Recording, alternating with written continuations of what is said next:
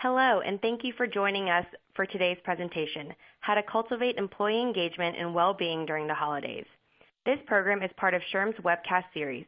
You can see a list of available and upcoming events at shrm.org/webcast and get details of new and upcoming programs from SHRM's newsletters, including HR Daily and HR Week. Before we get started, we want to provide you with some information about our program. SHRM would like to thank today's sponsor, Limeade, for helping make this webcast available to the HR community. Today's program looks at cultivating employee engagement and well-being during the holidays. You'll hear about the importance of well-being and work-life integration and how to keep employees motivated. To lead this webcast, we're pleased to welcome Mr. Stephen Parker from Limeade and Katie Siedenberg from Fitbit. Here's a bit about our speakers. Mr. Stephen Parker is Vice President of Customer Success at Limeade, leading the Limeade Customer Success team in pre-sales support, consulting strategy, and program design. He has more than 20 years of experience from companies including Achievers, SumTotal Systems, Oracle, AAA, and the U.S. Army Special Operations. Ms. Katie Siedenberg is a Strategic Partnership Manager at Fitbit. With a background in the connected health and corporate wellness space, she is no stranger to the importance of health and well-being in the workplace. Ms. Siedenberg works with partners and their clients to implement impactful well-being programs for companies small and large. So, with introductions complete, I'm happy to pass the microphone over to our first speaker, Ms. Katie Siedenberg. Thank you, Katarina.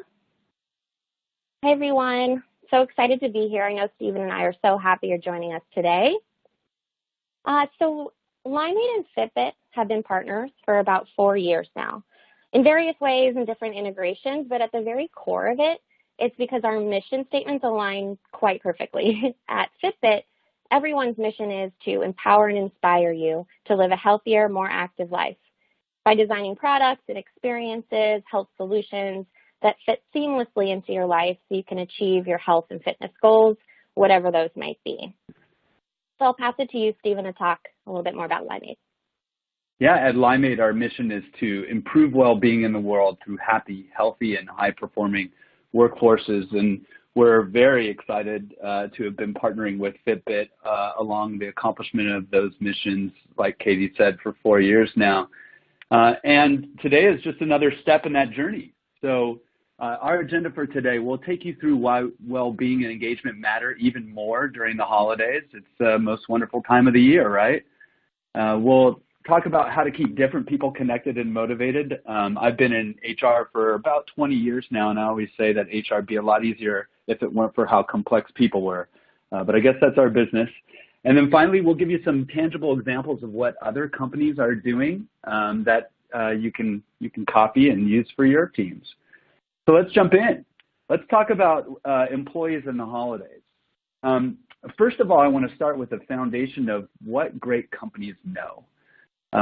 So when you think about employee engagement and how to build a great company, and I think this goes all the way back to studies in the 90s from the smart folks at Harvard who realized that the only way to really build a great company and have outstanding business results is by focusing on your people.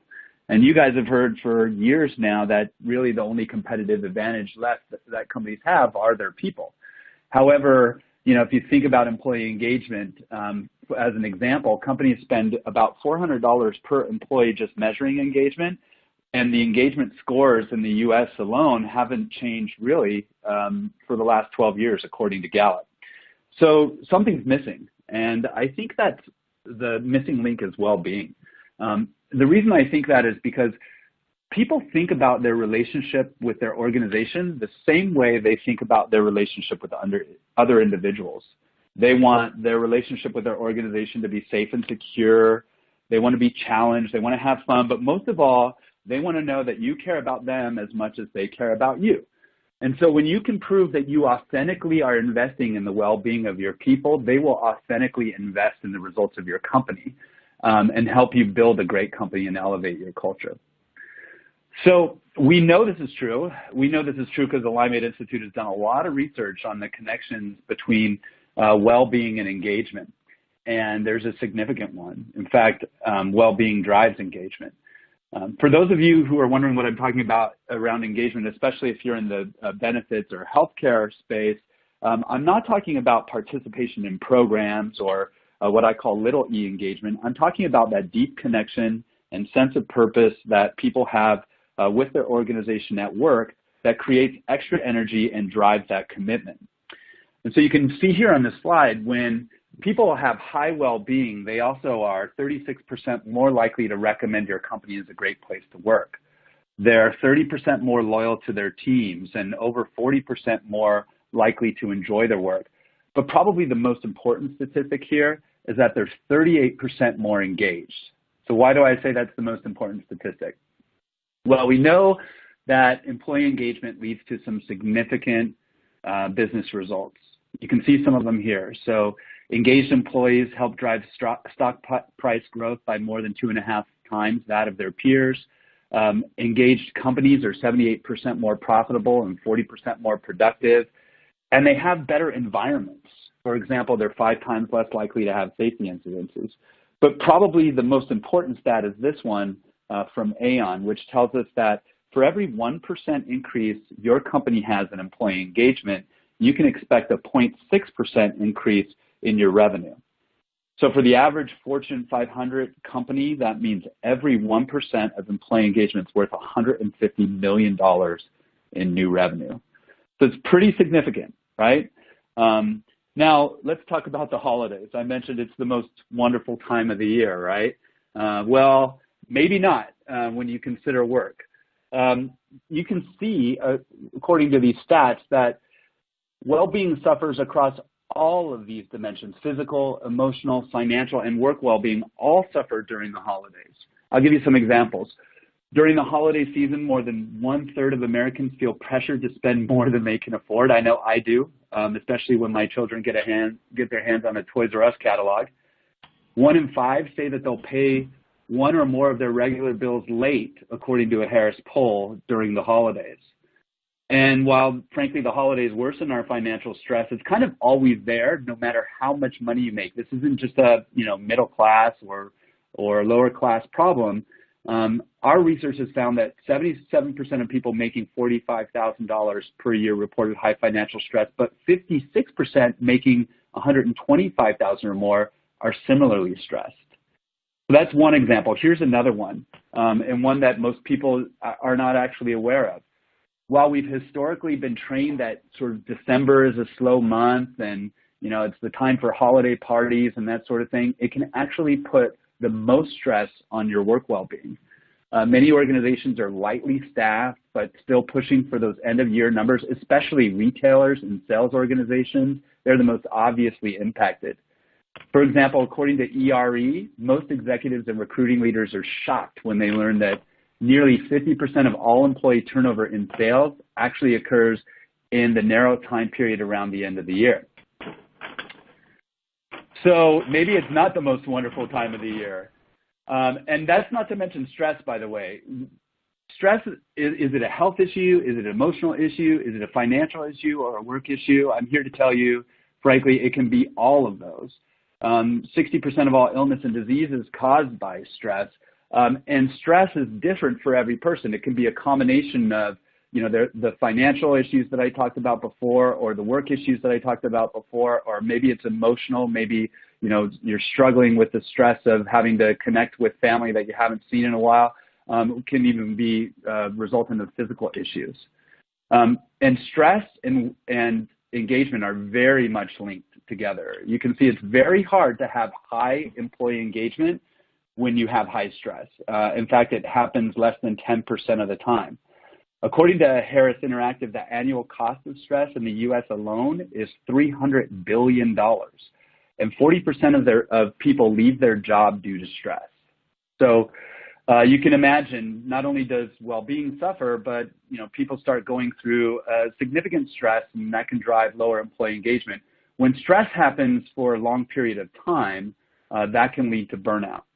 Burnout is a prolonged response to the interpersonal and emotional stressors on the job, and it can show up in 3 different ways that are all really important. The first way is exhaustion, and that's probably the most obvious. People walking around saying, I'm so tired, it's really hard to be productive at work when you're exhausted. That's pretty obvious. But the second two are maybe not so obvious actual signs of employee disengagement.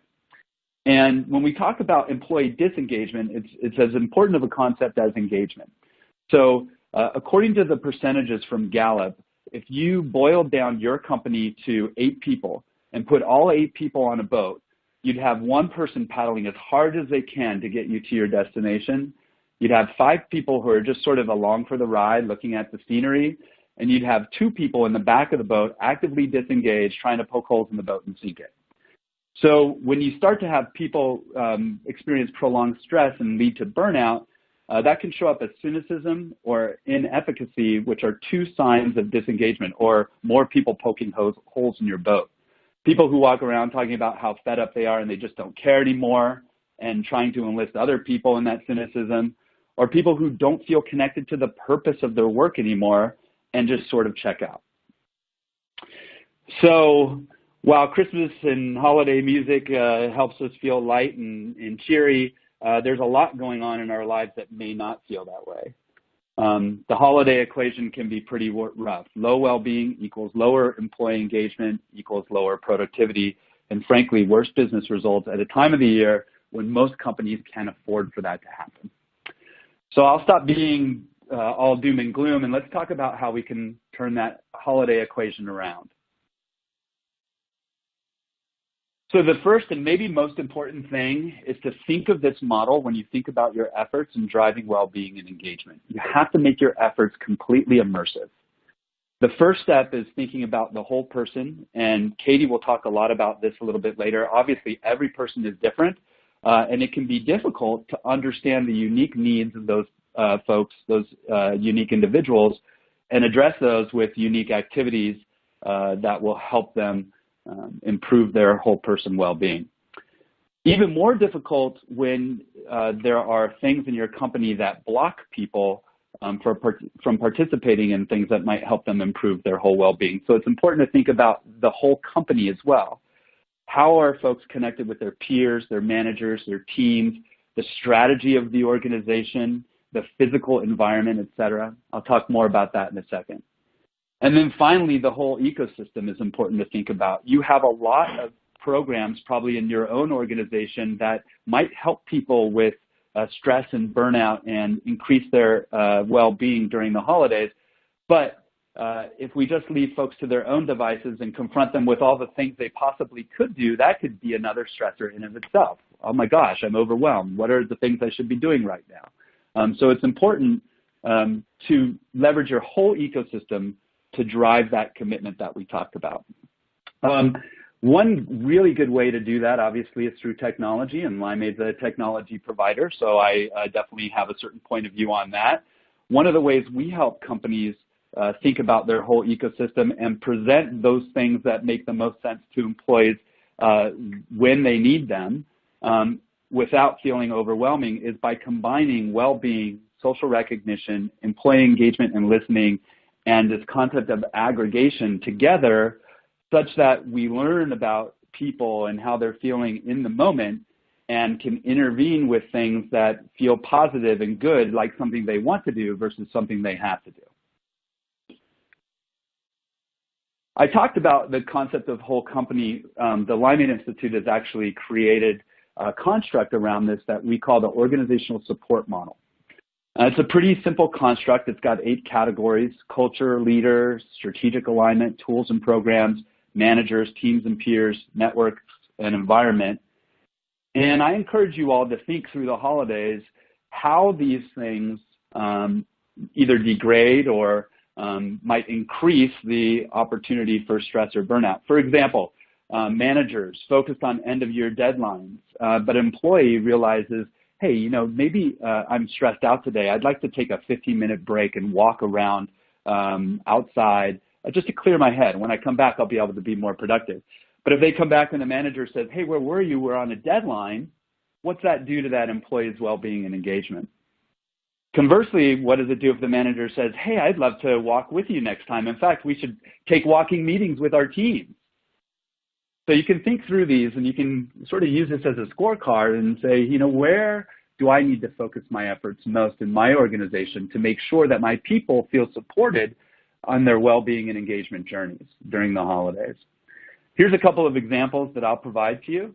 One of the areas that is sort of hardest for folks as people start to take vacation and less folks are in the office and deadlines crank up is their connection with teams and peers. In order to keep that connection strong, especially if you have a dispersed organization, you can spark friendly competition with folks around things like charitable giving or physical activity, etc. You can share motivational stories of how people who are successful at avoiding stress and burnout during the holidays are being successful with each other. And by the way, what gets recognized gets repeated. Another area is managers. I talked about that already. Managers have sort of the competing priorities of taking care of their people and making sure that end of the year deadlines and commitments are met. This is the best time to maintain frequent one-on-ones and keep it personal. Ask people how they're doing.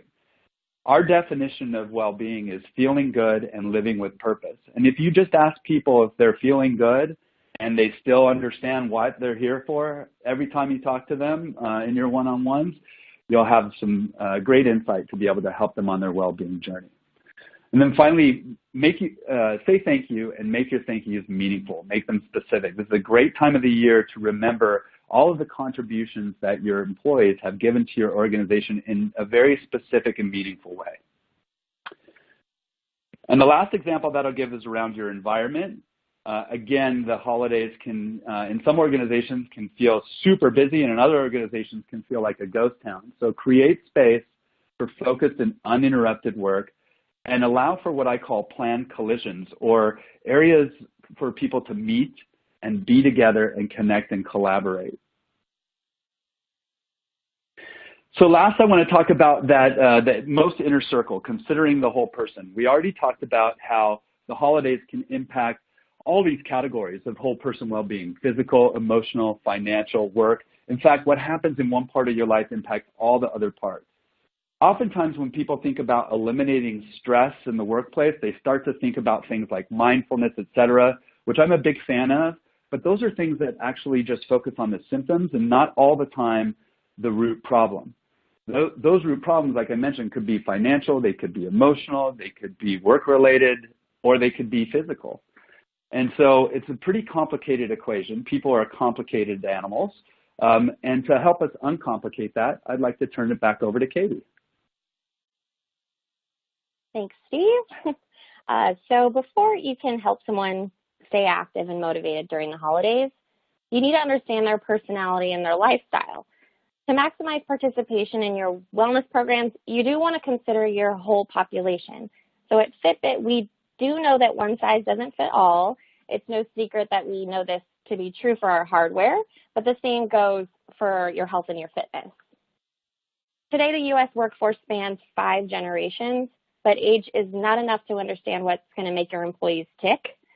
Since everyone has different needs and motivations that influence how they approach fitness and work towards their goals, the best approach is going to be shifting from only looking at generations to looking closer at personas.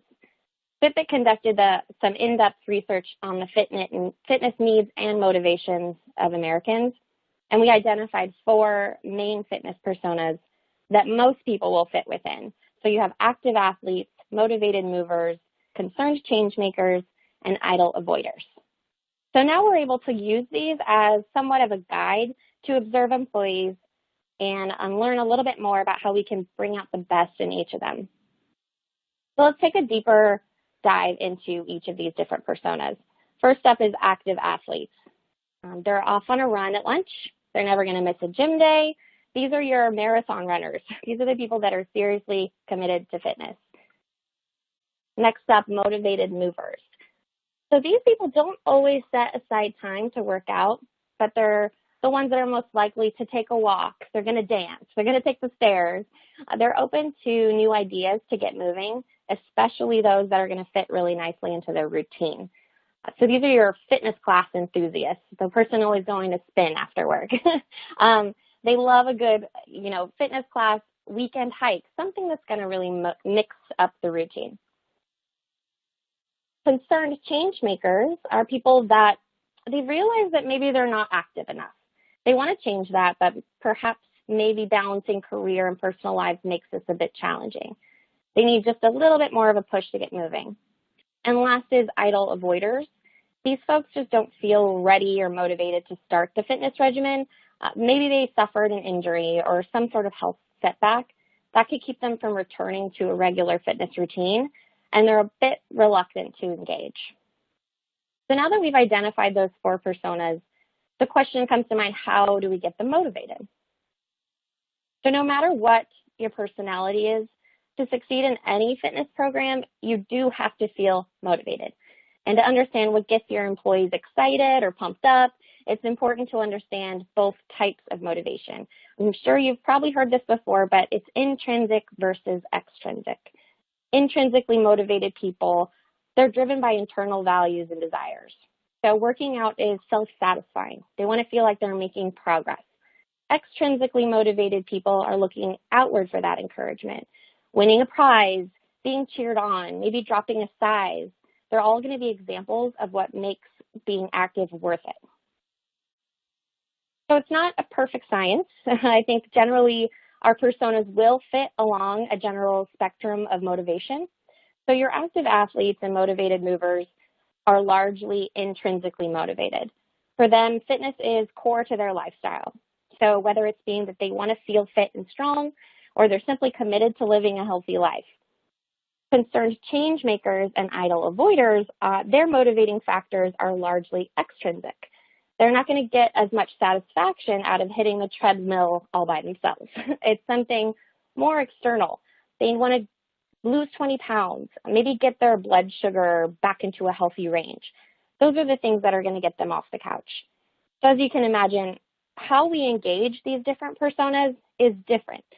So we're going to share out a tip sheet after the webinar with more ideas, but just to get you thinking, a few examples would be active athletes. Since these employees are the perfect people to recruit as wellness champions, they're going to help guide others, help you plan things and get people inspired. While for concerned change makers, you want to offer a variety of fitness classes or maybe different fun activities in the office. So think yoga or Zumba or even a run club, something to make the workout convenient and most importantly, fun. At Fitbit, we have our own wellness program. We actually have mini yoga sessions held in some of the big conference rooms, which is really funny to see just feet most of the time moving around. The most important thing here really is to create an environment for people of all personas to be motivated to get healthy and stay active. Only catering to one segment of your population is dangerous here. For example, those active athletes that are easiest to get motivated, it could result in lower engagement overall. So to do this and create that wellness environment for all personas, you got to come up with creative and different ways to keep them motivated separately. Here's a few examples of how you can provide incentives that are going to make sense. Intrinsically motivated people, obviously leaderboards are a given there, showing active participants. Organizing guided runs and walks creates those opportunities. My favorite is a photo contest during your next challenge. You could award for different things like most creative activity, maybe the most beautiful view.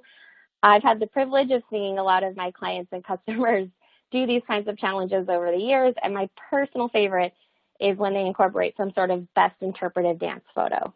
Always the winner in my eyes. For those extrinsically motivated people, these things work really well, providing personalized recognition. So if you notice that someone's making big strides, show your support for them. Words of encouragement really do have an effect on those people. Giving brownie points, maybe tailoring it a bit. So trying awarding points based on different step levels achieved. And reaching a certain point target will unlock a raffle entry. So I think technology really helps there. And then I know it's not always the favorite, but prizes go a long way.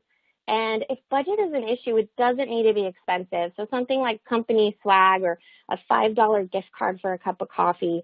I think sometimes just having a physical prize is what makes people feel really supported.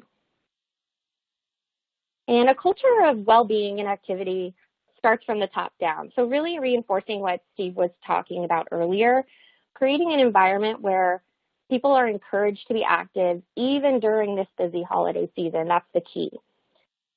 So there's a lot of ideas here on the screen just to get you thinking, but we do realize that different ideas resonate differently with the diverse populations and industries out there. So what works in an office setting isn't always going to work for retail or healthcare. So if you're a tech company, you might want to promote those walking meetings instead of boardroom meetings. But if you're a hospital system, maybe hosting a healthy holiday potluck might be a better option to reinforce those healthy social norms. For some of our call center customers in the past, it could be a really good time to invest in treadmill desk stations. So you're able to work while getting those steps in if you can't really leave your desk. And then the Fitbit hardware really helps with this too. We recognize the importance of motivating reminders all day, every day. So there's reminders to move at the top of the hour when you're under 250 steps. You get a friendly little buzz on the wrist. So I've actually seen this in person, and I've heard of departments that challenge one another to get the least number of buzzes throughout the day. Really kind of just spices up the day a little bit, reminds you to walk around a bit every hour. And really, if you're not sure what your people want, just ask them. I think that the personal touch can really provide you with some meaningful feedback and potentially spark some new ideas. So what does this look like with reinforcing the technology? So obviously Limeade and Fitbit are integrated, and you can sync your Fitbit for challenges, but I think that this really does help create that culture as well, depending on your diverse population. So there's a library of challenges in Limeade. They're all different types too. So you've got solo challenges, but team challenges are really popular. You can create new teams, join new teams, and then obviously Fitbit is able to sync to it and really improve the whole experience there. And then the social interaction that's a part of it too. So there's message boards, and social connectedness really does speak to all of the personas. It's going to help. Then, of course, you have your standard leaderboards that really does speak to the intrinsically motivated folks. But we want to give you some real-life examples here of some mutual customers of ours and what they're doing in their programs. So first is Montana University System. They're a really unique organization spread throughout the whole state of Montana. They have 8,000 benefit-eligible employees, and they're in 14 different sites. So that in itself is a little tough. Winter is also a really busy time. For a university system, people can be a little stressed, and well-being really does come into play for them. So the leaders at MUS, they wanted well-being to feel like the easy choice. So when they designed their program, they knew that no matter what unique goals employees were trying to achieve, they designed it to feel simple, accessible, and fun while addressing the whole employee. So they do this with a thoughtful focus on community. Social support at the organization is really important to them. They use it as a motivator to reduce that burnout.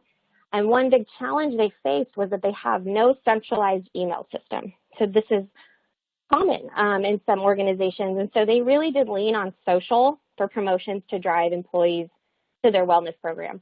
So they used blogs, Facebook, Twitter, videos, everything. They even did a registration challenge up front to help drive participation at each site separately. So they incentivized people to get more people to sign up. Themed posts like share holiday traditions. That's how they also reinforce the simple, accessible, fun approach.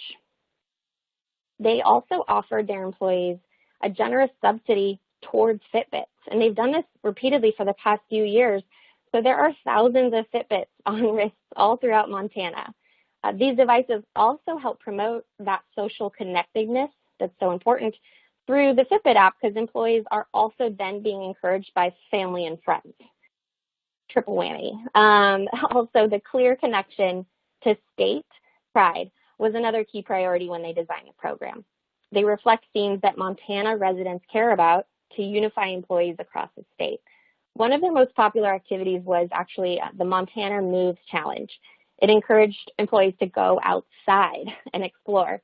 The ongoing Trek the 406 Step Challenges reward employees for using their Fitbits for walking the equivalent length of well-known historical routes.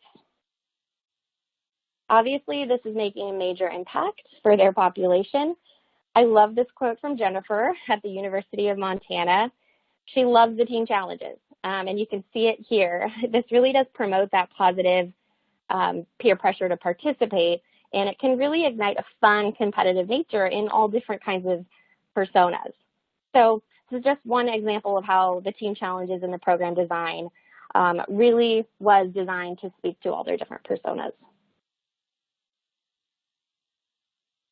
That's awesome, Katie. Hey, just to make sure that people know that other types of organizations can accomplish the same results by authentically investing in their people, here's another example of an energy company, Puget Sound Energy. They provide safe, reliable, and affordable energy to almost 2 million customers in Washington. They're a very well-known organization in the greater Seattle area, and were the 2015 Fit Friendly Worksite Award winners, which highlights their commitment to employee health, safety, diversity, teamwork, and open communication. So they wanted to bring their values and culture to life. They wanted to elevate their culture. So they partnered with us to launch their employee well-being program called My Wellness at PSE. And they have multiple locations across the state. Almost 30% of their employees work in the field. So they knew they really needed some strong organizational support to help drive participation and positive results. I'm proud to say that today more than 82% of their eligible employees are participating in their My Wellness program. It's a pretty great number when you consider how dispersed their folks are and the types of jobs they do. So how did they get everybody involved? They actually thought about this quite a bit, and they created several team building activities throughout the year with us. These activities were designed to get people's competitive juices flowing in the winter months especially. They wanted to capitalize on the workout buddy theory, which is basically the premise that you'll be more successful when you have others to connect with and cheering you on. And they wanted to help build a bond between people who didn't normally work and spend time together. To be able to create a sense of community and culture. So the first thing they did, they launched a team challenge called Walk Around PSE, which was similar to the challenge that you heard Katie talk about from MUS, where they encouraged employees to track their steps and take a virtual tour around some of their historical and iconic locations throughout the state. It really helped them get immersed in their company culture. They also launched a combination of a team activity challenge and a charitable giving activity when they started supporting the United Way giving campaign with a We Walk Because activity. This was a team activity that was meant to raise awareness and encourage employee giving. And as a result, more than 500 employees formed 60 teams to compete. And the team with the most steps, the 5 teams rather, with the most steps actually received $500 donations made by PSE to the charity of their choice. So again, really connecting with the purpose of the organization and with their communities. And finally, and this was a question asked by one of you in the chat room, just like MUS, in order to encourage healthy habits and awareness of daily activity, PSE created a subsidized Fitbit web store for their employees. Just some results on that so you guys get a sense of what kind of impact this has. 4 months after their web store launched, employees connecting devices to their My Wellness program increased by over 53%. So it was so successful that the Puget Sound Energy organization actually extended this offer to the employees' friends and families because they know that managing the well-being of their employees and their families is something that can continue to contribute to them building a great company. So 2 really cool results or examples of how some other organizations are helping to solve the well-being and engagement challenge, especially in really difficult dispersed situations. Let's recap, and then I want to encourage you all to ask questions of Katie and I through the Q&A functionality of the webinar. We'll start taking your questions right after these key takeaways. So if you're worried about stress and burnout and lack of employee engagement and the resultant impact to your organization during the holidays, focus on that employee engagement. Don't focus on any one particular aspect, but think about the whole employee. Remember, stresses come from all over the place, not just financial, not just emotional, but work stresses, physical stresses, etc. Identify your personas and create a well-being environment for everyone, and set an example from the top down with leadership visibility during this really important time to let people know that not only is it okay to take care of your well-being, but you're supported. So with that, I think I want to turn it back over to Katerina. Katerina, I was lurking in the Q&A functionality and saw that we had quite a few questions. So Katie and I are ready when you are.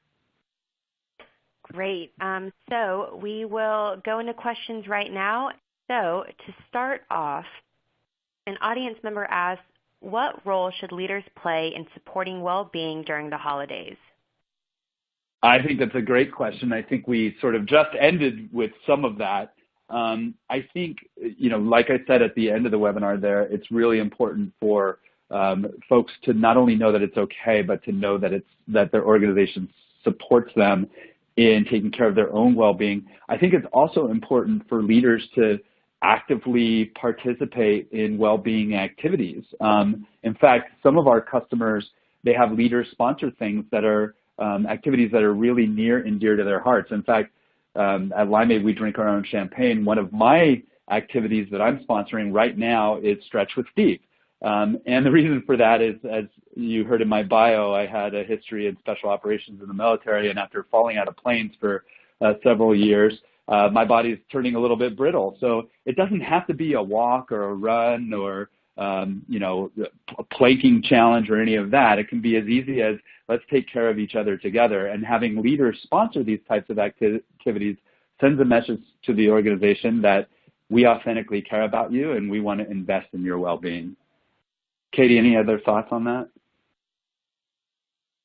No, I think you nailed it on the head there. I think it doesn't have to be overly complicated, and again, kind of something that applies to all the different personas. So even going outside of activity, when you think about how important nutrition is, let's say you have snacks in the office or something for your employees, if those are on the healthier side, I know, to be realistic, not everyone's going to love those options, so there's usually a few not healthy options, but that reinforces that you're helping to create that culture for the whole company by giving them the better choices. So things like that. Great. And another member asks, how can you support retail employees during the holidays when things are especially stressful? Another great question. Real quick. Yeah, I was Go just for it, gonna. I was just gonna again talk about how that the friendly challenges are really great for those populations, because I think we talked about it a little bit, but let's say they're on their feet and they're running around. There's not an office environment, so I think that having something that's virtual and that they can still go to an app or on a website and see, and they still feel that sense of a team, even though they might be running around. I think that's just one example of how you can inject some of the fun into maybe a stressful time. Awesome. And to piggyback on that question, what do you recommend to help with STEP goals with those who are just getting started in a STEP program in a virtual environment? So I have thoughts, but I don't know, Stephen, if you want to speak to the Limeade perspective.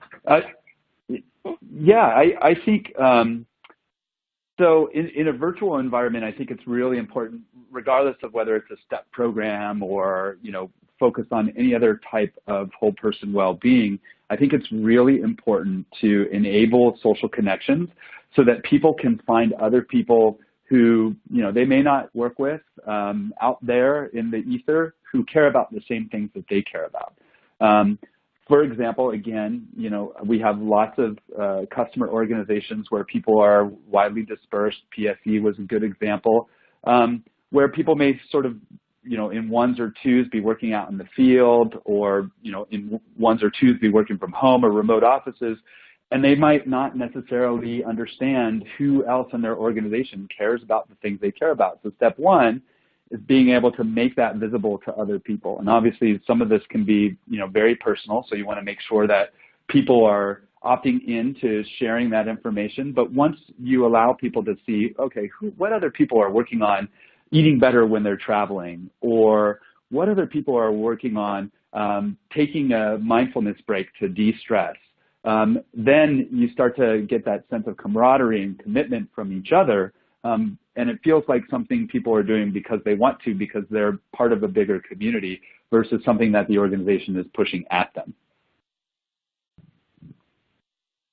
Awesome. I'll just add a few things from the, activity tracking perspective. I think setting attainable goals for different levels of activity is really important. So for people just getting started out, they might not have a 10,000 step goal. And while that might be a default for a lot, it's not right for everyone. So with Fitbit, you can set your own personal goals, and that can get, more improved over time. I think the same with challenges that are run. You do want to make it appealing to everyone. So you're always going to have your top of the leaderboard winners. That gets old fast. So I think that you also want to incorporate some other types of achievements or goals for people to hit, like most improved week over week or day over day. Or if if the data is there and a lot of the, technology that's out there, there's ways to use it in a really meaningful way. That's not just the top spot on the leaderboard. I remember a group of employees at one of our customers who set a goal of just taking one extra step a day, and you'd be surprised at how quickly and exponentially that made a difference. Is it a good idea for leadership to send out a survey to employees to get feedback on engagement and well-being? Katie, if you don't mind, I'll take that one to start with, because it's something I'm super passionate about. I think that the best thing you can do to find out how people are feeling is to ask them. Ask them voice to voice or face to face to prove that you care about them. I think that one of the biggest enablers or disablers of success in this area around well-being and engagement is organizational trust. And just like I wouldn't, tell my wife, hey, I really want to know how you're feeling about our relationship, so tomorrow I'm going to email you a survey. We just sit down and have a conversation, right? I wouldn't do that to my employees. I think it erodes trust sometimes. I do think it's valuable to check in with employees on a regular basis, using technology, surveys, et cetera, in order to get an aggregate understanding of what's going on in your organization. And in order for tools like Limeade and others to get smarter through machine learning, to be able to help those folks uncover things that they could do to help improve themselves. But I think if you're a leader and you want to check in on the well-being of your employees, the best way to do that is to talk to them. Yeah, I'd agree, Stephen. I think we've actually seen that. I think we've published there was a white paper out there on one of our customers that they first surveyed just to get a better idea on the fitness personas at their company. Then they also asked them how they were feeling before a challenge and after a challenge. And they found that the insights really did pay off. I think 96% of the employees said that the challenge was a valued benefit for them. And then 92% said that the Fitbits motivated them to be more active. So I think getting that feedback really shows them that you care. So I'd agree. Another audience member asks, how do you recommend presenting engagement and well-being initiatives in order to get upper management's buy-in? Katie, what do you think? Yeah, I think this is a common question. I know that a lot of people come out the gate asking about what's the ROI. I hate that word, but or that term. But I think, right, don't we all? But I think that it's always going to come up. So I think doing the research and having a little bit more of a plan of attack when you're asking for that, I think that having a lot of the information that, Limeade has and we have on companies that have done this in the past and how it's going to work for your own organization. I think that's the best way to approach it. Also setting a realistic example that that it's going to take building out a program, to see that come back around. But I think that you have the data and you have, even if you survey the company, you'll have even their ask for it. That's really going to help you prepare for that conversation. We've built something called the Limeade Results Model that we think helps elevate those conversations to the very top. And basically what it says is this. At the very first level of program health, you need to be able to measure program statistics. Are people participating? Are they liking the things that they're doing, et cetera? The second level, are they actually behaving differently? Are they changing their habits? Are they sleeping better, moving more? Are they feeling better connected socially, et cetera? The third level is that improving their well-being? Are they improving across those four dimensions: work, emotional, financial, and physical well-being? And then the fourth level is, how does that relate to people metrics? Things like turnover, absenteeism, employee engagement. And then finally, at the top level is, how does that relate to business results? So we have customers who in the healthcare industry are saying, let's map people's well-being through employee engagement to patient care satisfaction. Or in retail, it might be same-store sales. Or even in restaurants, we have folks who are looking at, how does this impact our customer satisfaction and our per person average? And I think that's the way you get the attention of upper management. I think traditionally, unfortunately, wellness programs have morphed into something that is intended to help reduce benefits costs, et cetera. And the problem with that is employees see right through that, right? They see that this is not something you're doing for me, it's something that you're doing to me. And they tend not to actually produce that ROI. But when you elevate the conversation and you build a program that is authentically for your people, you'll start to see those results immediately in things like reduced turnover and increased employee engagement. And those are things that every line of business leader cares about, I think. Great. And I'm going to put two questions together. Audience member asks, what is the most complicated factor in implementing a well-being program? And is there an ideal time of the year to begin a program? Stephen, I'll let you take it. All right. I love that. The one most complicated factor is building a program, I think, that positively engages folks and isn't a superficial program like, we want you to jump through these hoops because we think it'll benefit the company if you do, and we'll give you this amount of money if you do, because people will participate in those only to the bare minimum required to get their stuff, and then they'll move on. Or worse, one of those punitive programs that I talked about where people feel like, oh, you're just doing this to me. That's actually disengaging, right? That actually has the opposite of the intended effect. People start poking more holes in the boat. So I think one of the hardest things is to figure out, what are the things that I'm going to give to folks that will feel like something that they want to do, that's something that I'm authentically investing in them in, and do it in a way that's unique to every individual, right? Because it's really hard to do, especially without technology, to first understand those people, where it is that they think that they need help, maybe give some insights to them that they might not have understood, but do it in a way that doesn't feel invasive or like big brothery, and then give them actions that make sense for them. So that they can help improve. I think that's probably the hardest thing, is designing a program that's positive and not punitive. And when's the right time to do it?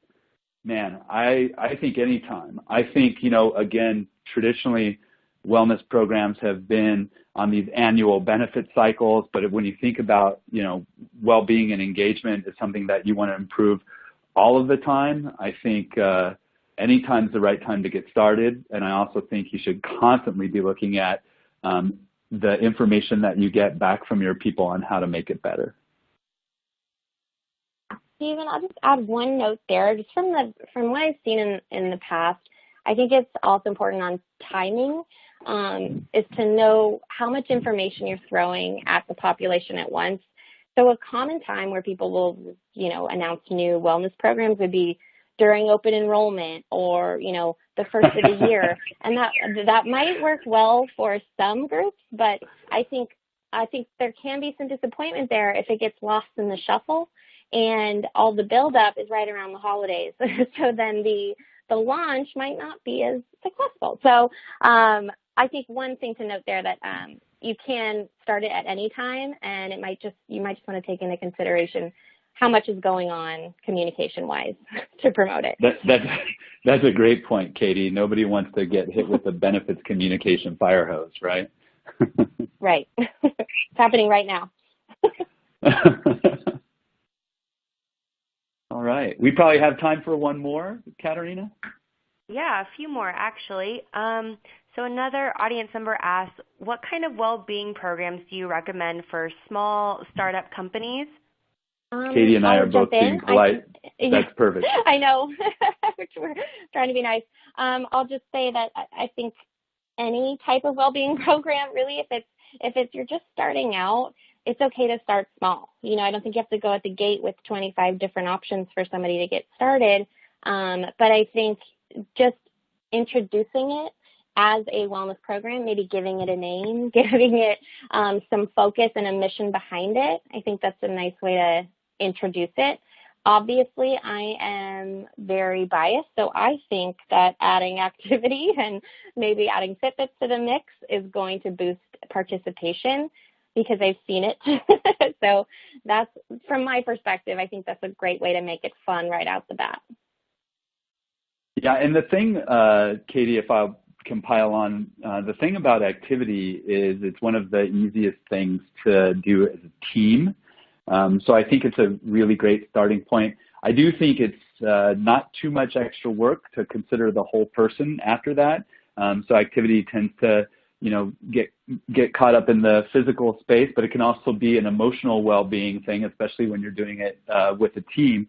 But also think about, work well-being, think about financial well-being, because what happens in one aspect of our life touches all aspects of our life. And even if it's only one thing, even if it's only one thing in each one of those categories, so you're doing 4 things, that's not too hard to manage. And then finally, I think, one of the things that every organization should do, again, is pull out that organizational support for well-being scorecard and think, before I launch this program, am I going to have the organizational support structures that are needed for people to be able to actually participate and participate well? Are managers and leaders going to support this, or are they going to think this is something that distracts from people's productivity? Is the environment conducive to people actually, if I'm doing a move activity, can people move around and feel safe and feel comfortable? Or is it freezing outside or dangerous? Or, should I do something else? So it doesn't have to be complicated to think about those different aspects and to include some component of organizational support and whole person well-being in a small program. And we can end on this question. Do you have any recommendations for employees who are resentful they're about to use it or lose it vacation or sick days?